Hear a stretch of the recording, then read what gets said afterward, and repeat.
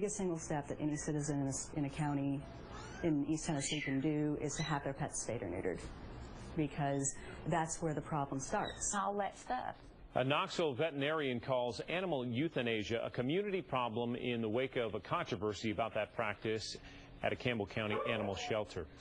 Death threats against the director of the Adrian Baird Animal Center in Jacksboro have tapered off since the initial uproar on Monday, but concerns over how animals in that shelter are treated continues both in the community and online. This comes almost a week after this video was posted on YouTube. It claims the images were taken inside the center and says the animals were not treated humanely under Director Betty Crumley.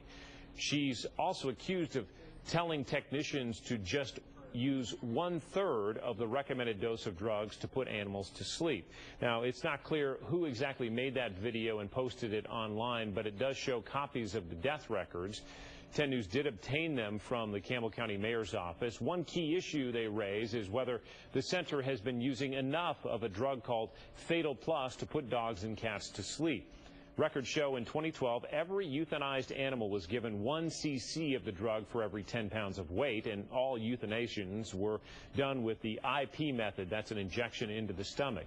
Sources involved with the center say it does not use tranquilizers first. Outside concerns lie over whether that is legal and whether it contradicts widely adopted and recommended dosages. Today, the drug maker confirmed it did recommend the 1 cc to 10-pound ratio, but that is for IV administration right into a vein. A representative said that is also the method of injection the company recommends. They also recommend using tranquilizers first.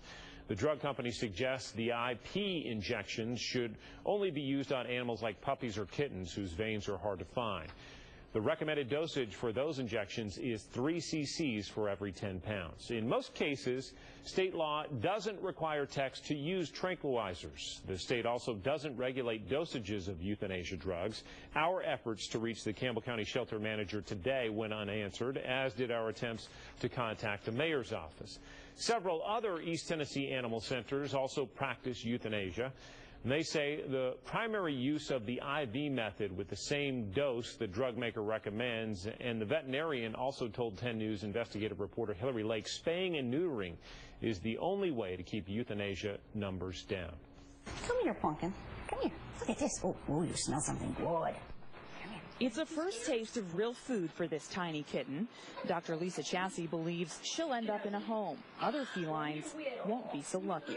In 2 months, when this kitten is old, or a month and a half when this kitten is old enough to be adopted, we're going to have literally 100 or 300 kittens in the building at any given point in time, and we just don't have 100 to 300 people coming down.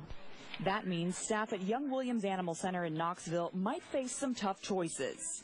For those, out there who think it's an easy thing to decide to put an animal to sleep, that's just the furthest thing from the truth.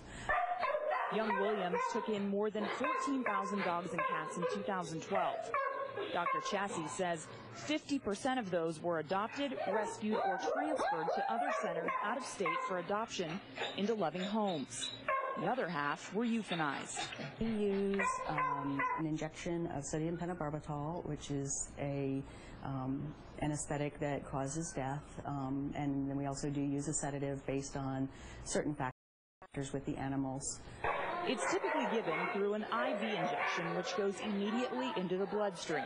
Animals who undergo this procedure at Young Williams typically have expensive health issues, are already near death, or have aggressive behavior.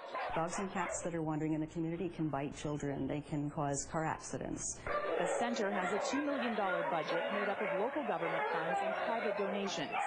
Blount County's Animal Center operates on a $350,000 budget of public money, but it only took in 600 animals last year. Compare that to Campbell County, its budget is only $160,000, and it took in almost 4,000 animals last year. A lot of smaller communities in Tennessee don't have the funding or the backing. Dr. Chassy believes there's only one way to deal with low funding and reduce animal euthanasia. The biggest single step that any citizen in a county in East Tennessee can do is to have their pets spayed or neutered, because that's where the problem starts. And that means working together as a community to foster pets like this kitten and take responsibility for your own. That was Hillary Lake reporting. Young Williams offers low-cost spay and neutering. They will also help anyone in East Tennessee find a center that offers a similar service. You can contact that information on your screen and also online, learning a little bit more about that process.